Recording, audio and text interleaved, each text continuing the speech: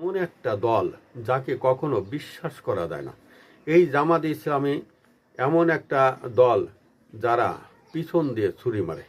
এই জামাত ইসলামের জন্ম এই বাংলাদেশে হয়েছে বিএনপির হাত ধরে 1978 সালে।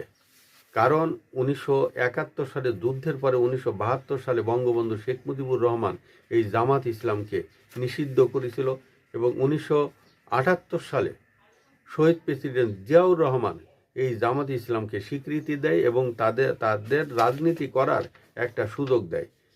সেই জিয়াউর রহমানের বিরুদ্ধে এই জামাত ইসলামী সর্বপ্রথমে পিছন দিয়ে ছুরি মারিছিল। তারপরে 1986 সালে এই বিএনপির পিছন দিয়ে আরেকবার ছুরি মারে এবং বিএনপিকে বাদ দিয়ে তারা 86 সালে তারা নির্বাচনে অংশগ্রহণ করে। এই বিএনপির উপরে ভর করে 1991 সালে তারা 18টা সিট পায়। তারপরে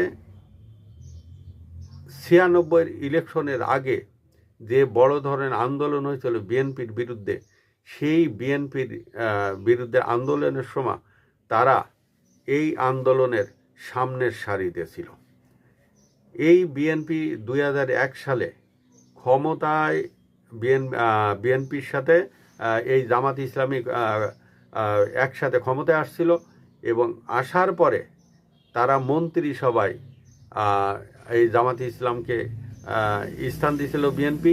তারপরে এই বিভিন্নভাবে এই জামাত ইসলামী প্রশাসনের ভিতরে বিভিন্ন ধরনের কাজকারবার করেছে। বিশেষ করে 21শে আগস্টের যে গ্রেনেড হামলা ছিল, এই গ্রেনেড হামলাকে জামাতের কারসাজি বলে অনেকে বিশ্বাস করে।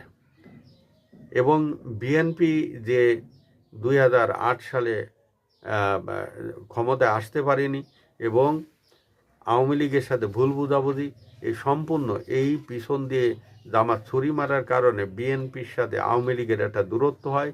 তারপরে 1/11 জন্ম হয় এই জামাতের কারসাজিতে।